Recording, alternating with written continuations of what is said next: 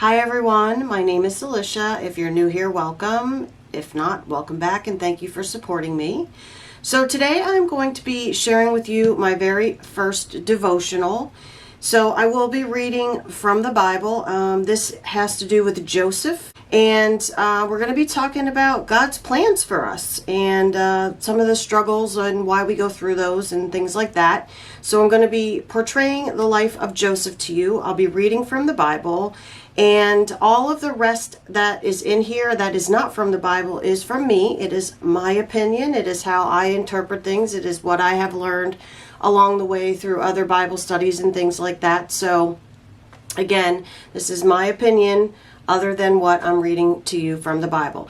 Now, I will be reading from my NLT version. That is the New Living Translation. All right. And so again, this is about Joseph.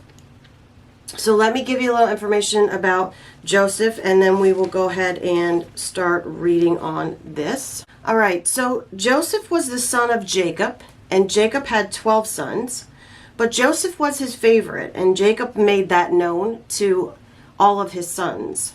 Joseph was the first son of Leah, and Leah was Jacob's most loved wife. He absolutely loved her. He had several wives, but Leah was the one that he was 100% in love with.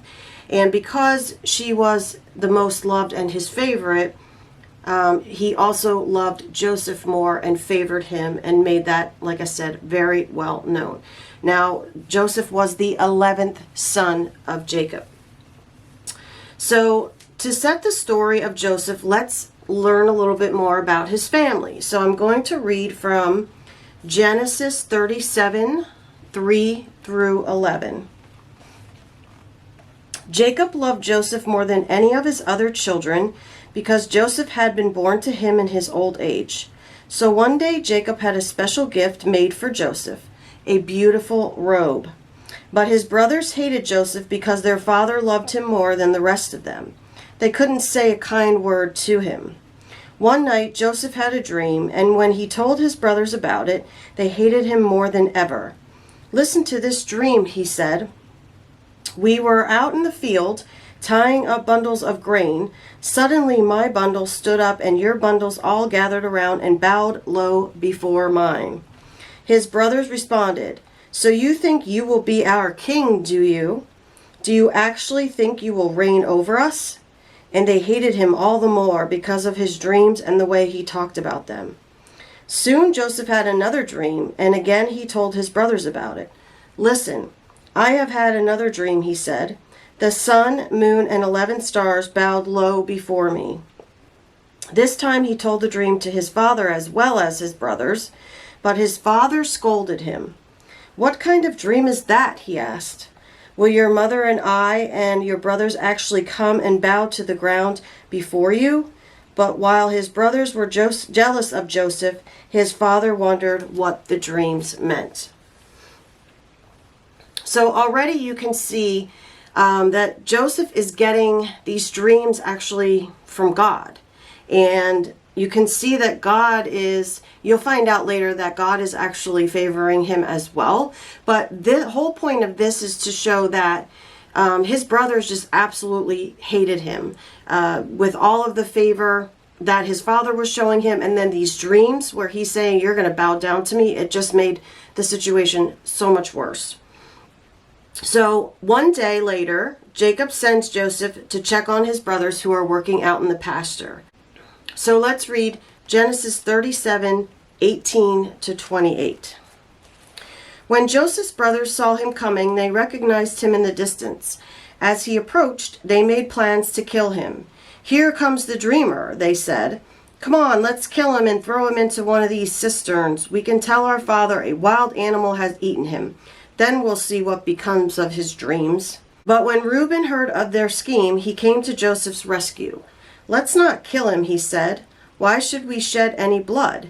Let's just throw him into this empty cistern here in the wilderness. Then he'll die without our laying a hand on him." Reuben was secretly planning to rescue Joseph and return him to his father. So when Joseph arrived, his brothers ripped off the beautiful robe he was wearing. Then they grabbed him and threw him into the cistern. Now the cistern was empty, there was no water in it. Then just as they were sitting down to eat, they looked up and saw a caravan of camels in the distance coming toward them. It was a group of Ishmaelite traders taking a load of gum, balm, and aromatic resin from Gilead down to Egypt. Judah said to his brothers, "What will we gain by killing our brother? His blood would just give us a guilty conscience. Instead of hurting him, let's sell him to the Ishmaelite traders. After all, he is our brother, our own flesh and blood." And his brothers agreed. So when the Ishmaelites, who were Midianite traders, came by, Joseph's brothers pulled him out of the cistern and sold him to them for 20 pieces of silver. And the traders took him to Egypt. So Joseph, we find out, if you look through some of the chronology and do some of the other studies on Joseph, you'll find that he was about 17 when he was sold into slavery. The brothers then dip Joseph's robe into goat blood and show it to their father and tell him that an animal must have eaten him. And Jacob mourns the loss of his son Joseph. He believes at this point that he is dead. So Joseph was taken to Egypt and sold to Potiphar. Now Potiphar is an Egyptian officer for Pharaoh, and Pharaoh is the king of Egypt. So let's read about Genesis 39, 2 through 5 to see what happens. The Lord was with Joseph. So he succeeded in everything he did as he served in the home of his Egyptian master. Potiphar noticed this and realized that the Lord was with Joseph, giving him success in everything he did. This pleased Potiphar, so he soon made Joseph his personal attendant. He put him in charge of his entire household and everything he owned. From the day Joseph was put in charge of his master's household and property, the Lord began to bless Potiphar's household for Joseph's sake. All his household affairs ran smoothly, and his crops and livestock flourished. So you can kind of get an idea of what's going on here already. Joseph was already made the favorite, right, with his brothers by his father. They hated him. They sold him into slavery. I mean, who knew what could have happened to him? So he's been going through some struggles, but the whole entire time God has been with him, and God has shown him favor.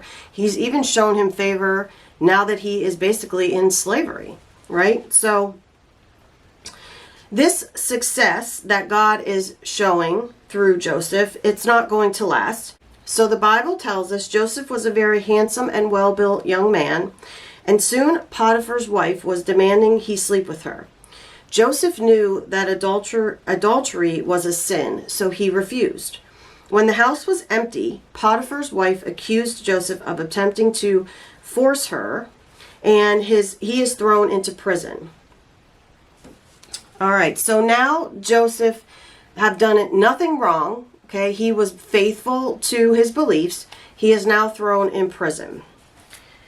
All right, so let's read Genesis 39, 19 through 23. Potiphar was furious when he heard his wife's story about how Joseph had treated her. So he took Joseph and threw him into the prison where the king's prisoners were held, and there he remained. But the Lord was with Joseph in the prison and showed him his faithful love. And the Lord made Joseph a favorite with the prison warden. Before long, the warden put Joseph in charge of all the other prisoners and over everything that happened in the prison. The warden had no more worries because Joseph took care of everything. The Lord was with him and caused everything he did to succeed. So again, he's in prison now, but he still has the favor of God, and it's shown through everything that he does. Okay, so while Joseph is in prison, Pharaoh is the king, his chief cupbearer and his chief baker are thrown into prison as well. And while in prison, both of them had dreams which no one could interpret.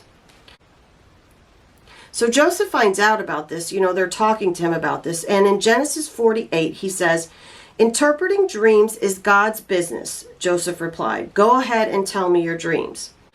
So Joseph interprets their dreams in Genesis 40, 9 through 19. So if you want to read more about that, you can. and we'll talk a little bit more about it as we go through. So Pharaoh's birthday was 3 days after Joseph interpreted their dreams, and he called for the cupbearer and the baker. The cupbearer returned to his position, but the baker was killed just as Joseph had interpreted with God's help.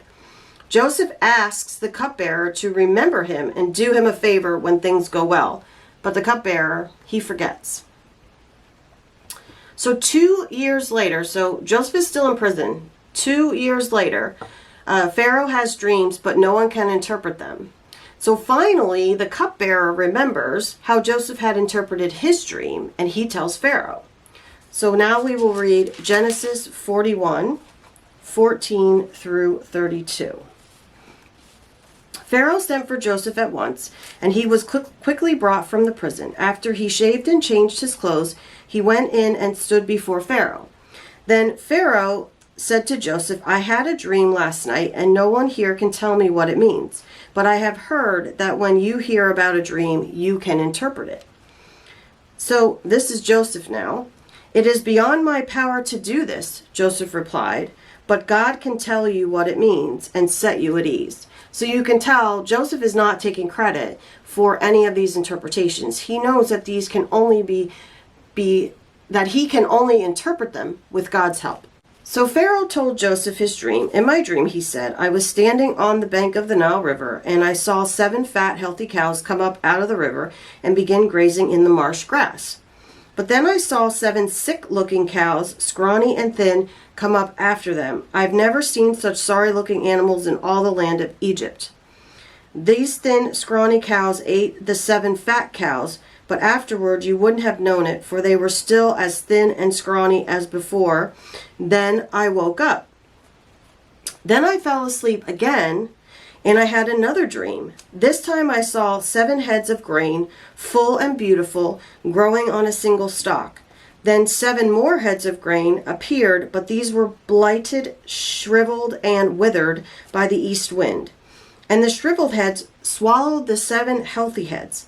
I told these dreams to the magicians, but no one could tell me what they mean.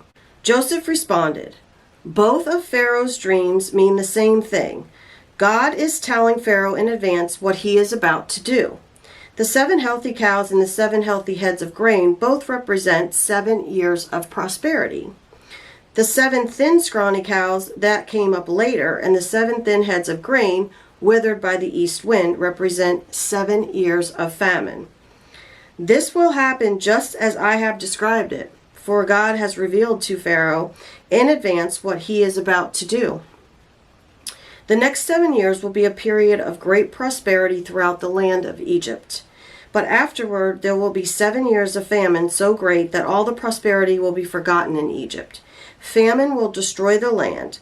This famine will be so severe that even the memory of the good years will be erased.